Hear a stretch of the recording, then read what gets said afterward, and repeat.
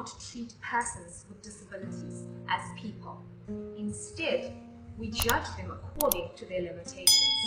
Although challenging, disability is not a tragedy. Living with a disabled child can have profound effects on the entire family, parents and siblings. It is a unique, shared experience for families and can affect all aspects of family functioning. Yet, it can broaden horizons, increase family members' awareness of their inner strength, and enhance family cohesion. For parents, having a disabled child may increase stress, take a toll on physical and mental health, and make it difficult to find appropriate and affordable childcare, and affect decisions about work, education or training, and having additional children. Meet parents today who, despite the odds, have ensured that their children are raised in a loving and safe environment where they can thrive. 2, back to 3, then 4, another 4, hang on, Monet. Joining me now is Nicolene Fisher, mum of Monet, who is autistic. Nicolene, welcome to African SA. Thanks for having me. Let's chat about Monet. How old is she? And how old is she when you recognize that she's autistic? Well, my daughter is 12. She will be 13 in August. She had a diagnosis at the age of 2.5. Yet, me being a remedial teacher, I did notice some red flags coming up at the age of about 2. Lack of eye contact, the social skills side, her anxiety of going to even attend a party, not responding to her name. So those were the little red flags, and I then had her assessed and I pushed for a diagnosis. So she was diagnosed at the age of about 2.5. Okay. And tell us, how is Monet now? And I do believe she is semi-verbal. She wasn't verbal up until the age of 5, but through hard work from her speech therapist and her behavior therapist, she can now put sentences together. She can make her needs known. She can have a small conversation with people around her. So she has really come a long way in that sense. How do you manage Monet's condition? And what is the day in her life like? Oh, every day is a new day. Depends on what mood she wakes up in. She can wake up in a very good mood and something small can just trigger her. I've also learned over the years what is her triggers. I try and keep her environment very the same. I try and bring not so much change to her daily routines. But we can have a good day and something can trigger her and set her off in a meltdown. But we also keep to a strict routine that I have given her. I believe in her having her independence. So she has to brush her own hair and teeth and get dressed, even help make her breakfast. I give her choices of what she wants for breakfast, what she wants for lunch. Our day stays the same. Yeah, that's how we get through the day. So you've spoken about the day's independence. So tell me a little bit more about the likes and dislikes, and how is she around people that are not with her? She's got a lot of likes and dislikes. She loves water, the ocean, the pool, even us.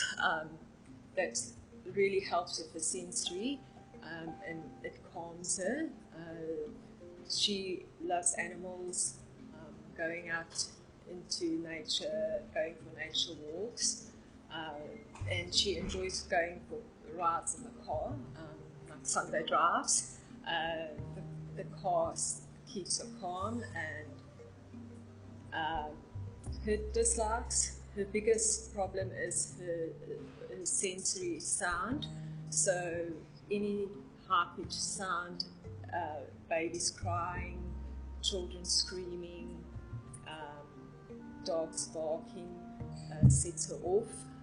And she doesn't like changes and going to unfamiliar places. So even the smallest thing as going to Ushaka meant for us to buy season passes and literally teach her that it is okay to go. So we had to go and stop by the exit and go through the first 2 tanks and then go home and go back again the next weekend and go over it again and do another 2 tanks until we eventually got through the whole aquarium. So even going to the movies took us 7 months to prep her and to give her visual stories and visual aids to get her used to going to the movies. How has competition changed yours and your family's lives? And what sacrifices have you had to make? And what changes have you had to improve in your daily routine? She has come a long way actually interacting with people out of her family structure. Her condition has changed our life completely. It is nothing that we expected. We wanted more kids and we decided not to have more kids.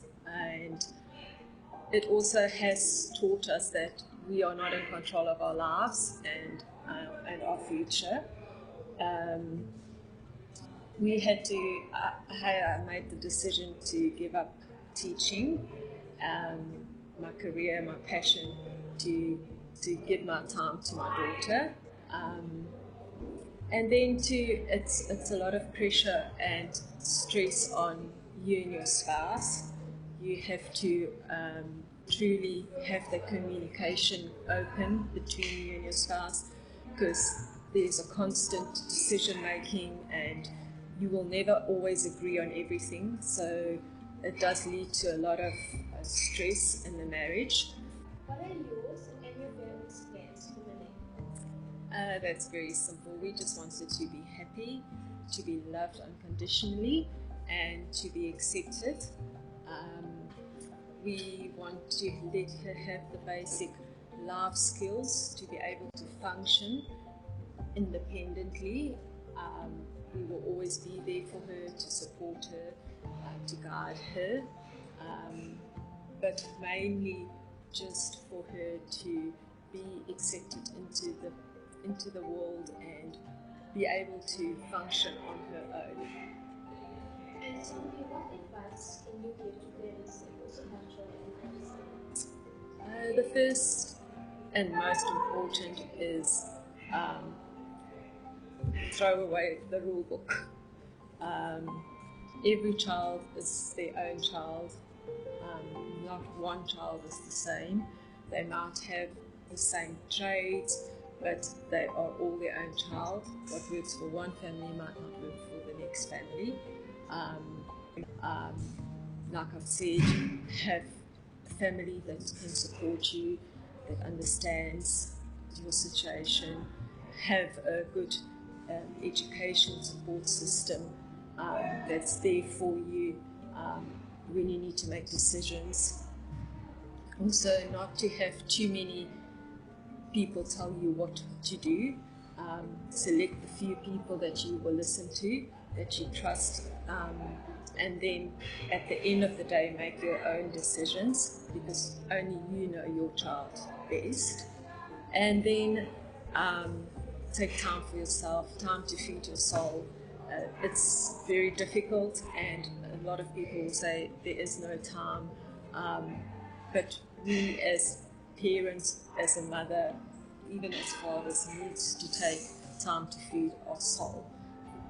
Nicolene, I truly admire your perseverance and dedication to raising your child in the best way you possibly could. Thank you for your time, and wish you lots more strength and lots more love. Oh, thanks for the opportunity for me to share my journey. I'm no professional, but it's just nice to give other mothers hope where they feel like they're in this dark tunnel and there's no light. There honestly is light.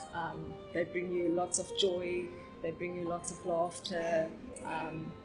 They love you unconditionally, and I always say she is my tour guide in this journey of autism, and I just love every moment spending time with her and seeing life through the lens of her eyes.